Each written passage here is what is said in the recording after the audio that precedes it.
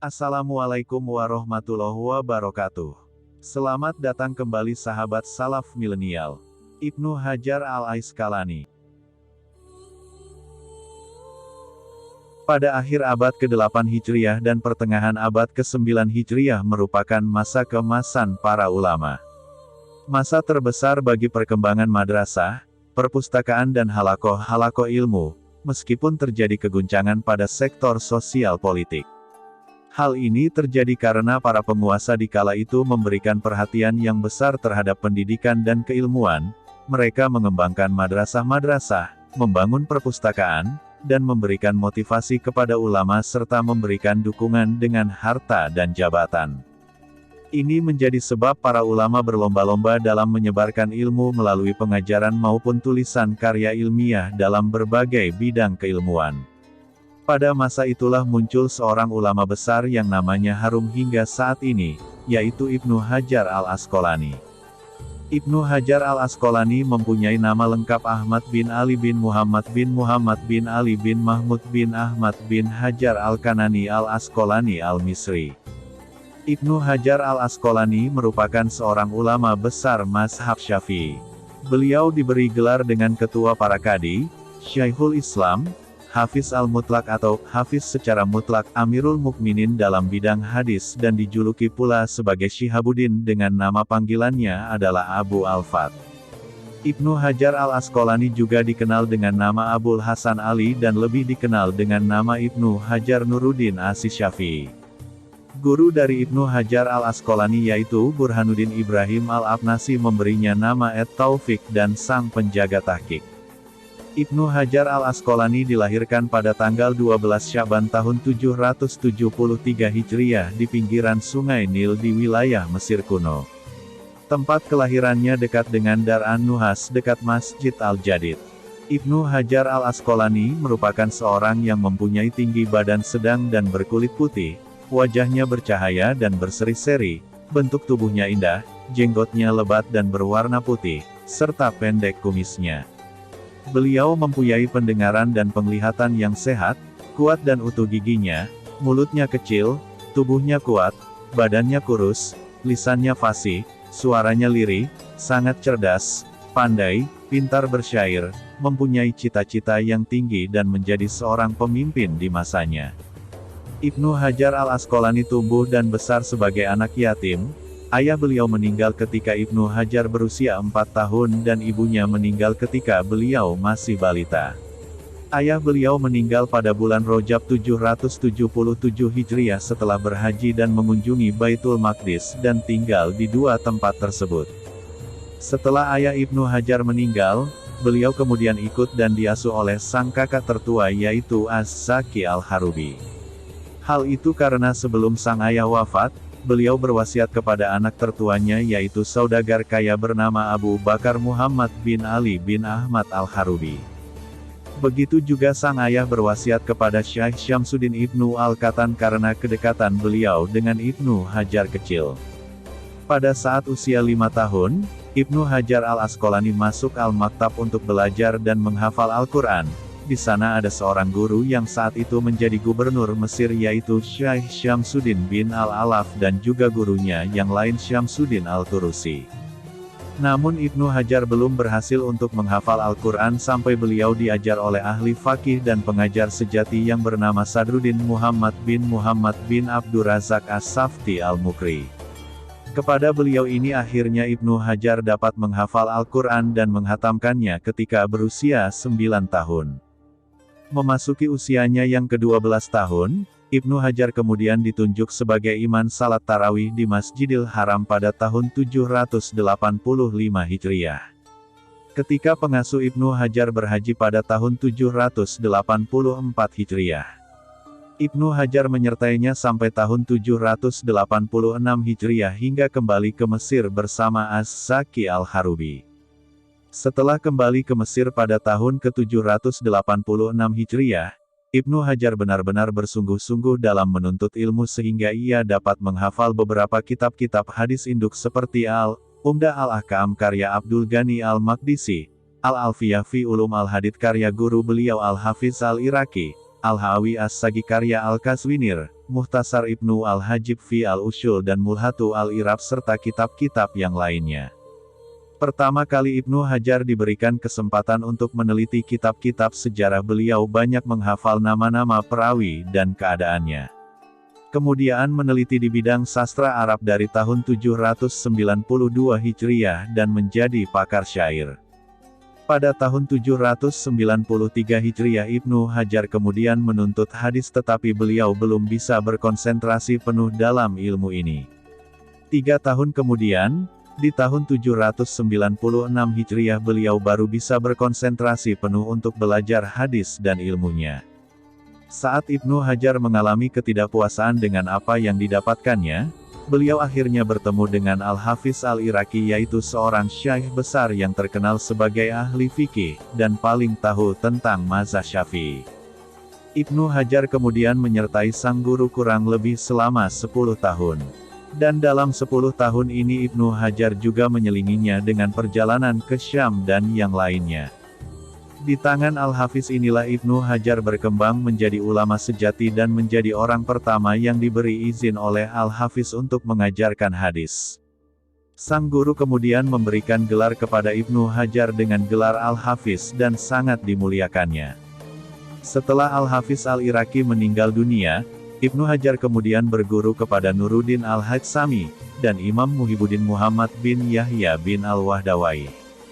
Beliau melihat keseriusan Ibnu Hajar dalam mempelajari hadis, kemudian beliau memberi saran kepada Ibnu Hajar untuk juga mempelajari ilmu fikih karena orang akan membutuhkan ilmu itu dan menurut prediksinya ulama di daerah tersebut akan habis sehingga Ibnu Hajar sangat diperlukan untuk belajar fikih. Imam Ibnu Hajar juga melakukan perjalanan menuntut ilmu ke negeri Syam, Hijaz, dan Yaman. Ilmu Imam Ibnu Hajar matang dalam usia muda sehingga mayoritas ulama di zaman beliau mengizinkan beliau untuk mengajar dan berfatwa. Para guru Ibnu Hajar Al-Asqalani. Imam Ibnu Hajar sangat memperhatikan para gurunya dengan menyebut nama-nama gurunya dalam banyak karya ilmiahnya. Beliau menyebut nama-nama gurunya dalam 2 kitab, yaitu dalam kitab Al-Mujam Al-Muassis lil Mujam Al-Mufahris, dan Al-Mujam Al-Mufahris. Guru dalam ilmu Al-Quran, Al-Qiraat. 1. Syaikh Ibrahim bin Ahmad. Guru dalam bidang ilmu fikih. 1. Syaikh Abu Hafiz Sirajuddin Umar. 2. Syaikh Umar bin Ali bin Ahmad. 3. Burhanuddin Abu Muhammad Ibrahim bin Musa bin Ayub ibnu Abnasi. Guru dalam bidang ilmu usyul fikih. 1. Syaikh Izzuddin Muhammad. Guru dalam bidang ilmu sastra Arab. 1. Majduddin Abu Tahir bin Muhammad bin Yakub bin Muhammad bin Ibrahim bin Umar Asis Syairazi Al-Fairuzabadi. 2. Syamsuddin Muhammad bin Muhammad bin Ali bin Abdurrazak Al-Gumari. Guru dalam bidang hadis dan ilmunya. 1. Zaiduddin Abdurrahim bin Al-Husain bin Abdurrahman bin Abu Bakar bin Ibrahim Al-Mahraani Al-Iraqi. 2. Nuruddin Abul Hasan Ali bin Abu Bakar bin Sulaiman bin Abu Bakar bin Umar bin Soli Al-Haytsami. Guru-guru Ibnu Hajar selain yang disebutkan di atas, antara lain: 1. Al-Iraqi. 2. Al-Haytami. 3. Al-Ghimari. 4. Amuhib bin Hisham. 5. Al-Ghifari. 6. Et-Tanuhi. 7. Al-Abnasi. 8. Al-Izu bin Jamaah. Murid Ibnu Hajar Al-Asqalani. Di antara murid Imam Ibnu Hajar Al-Asqalani yang terkenal adalah: 1. Syekh Ibrahim bin Ali bin Asis Syekh bin Burhanuddin bin Zahira Al-Makki Asis Syafi'i. 2. Syekh Ahmad bin Usman bin Muhammad bin Ibrahim bin Abdillah Al-Karmani Al-Hanafi, atau dikenal dengan Syihabuddin Abul Fatih Al-Kaluta'ani. 3. Syihabuddin Ahmad bin Muhammad bin Ali bin Hasan Al-Ansari Al-Khazraji, atau dikenal dengan Al-Hijazi. 4. Zakaria bin Muhammad bin Zakaria Al-Ansari. 5. Muhammad bin Abdurrahman bin Muhammad bin Abu Bakar bin Usman As-Sahawi Asis Syafi'i. 6. Muhammad bin Muhammad bin Muhammad bin Abdullah bin Fat Al-Hashimi Al-Alawi Al-Maki. 7. Burhanuddin Al-Baqoi. 8. Ibnu Al-Haidari. 9. At-Tafi bin Fat al-Maki. 10. Al-Kamal bin al-Hamam al-Hanafi.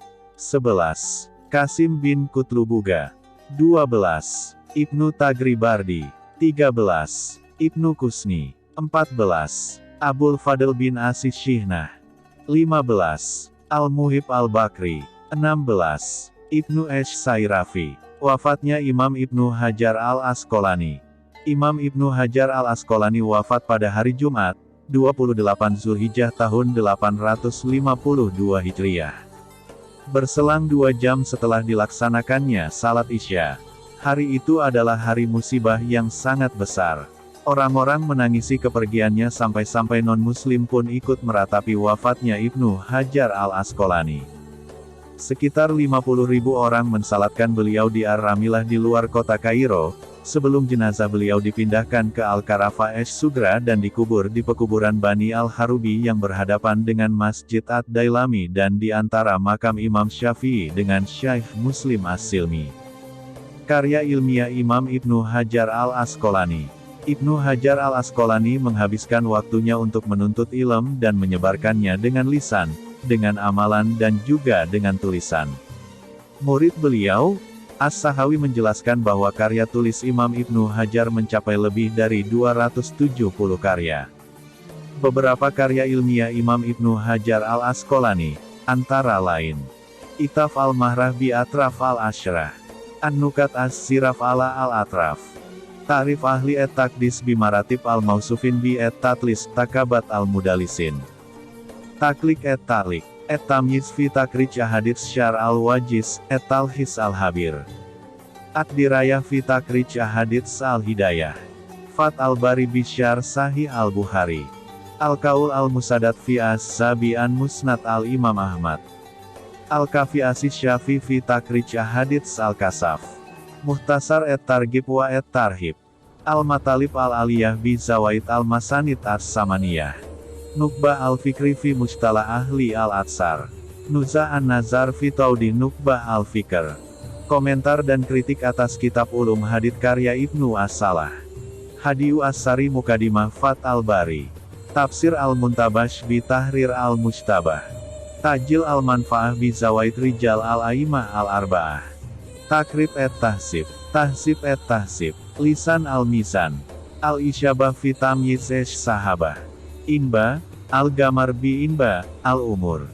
Ad-Durar Al-Kaminah fi Ayan Al-Miyah As-Saminah. Raful Ishri, An-Kudat Misra. Bulugul Maram min Adillah Al-Ahkam. Quwwatul Hujjaj fi Umum Al-Maghfirah Al-Hujjaj. Demikian ringkasan tentang biografi Imam Ibnu Hajar al-Asqalani yang bisa kami sampaikan. Semoga bermanfaat dan dapat menambah motivasi kita untuk terus semangat dalam menuntut ilmu. Jangan lupa dukungan sahabat sekalian dengan like, komen, dan subscribe, dan akan sangat membantu jika sahabat sekalian berkenan untuk share video ini ke teman-teman sahabat sekalian. Sekian, banyak sedikitnya kesalahan saya mohon maaf yang sebesar-besarnya. Wassalamualaikum warahmatullahi wabarakatuh.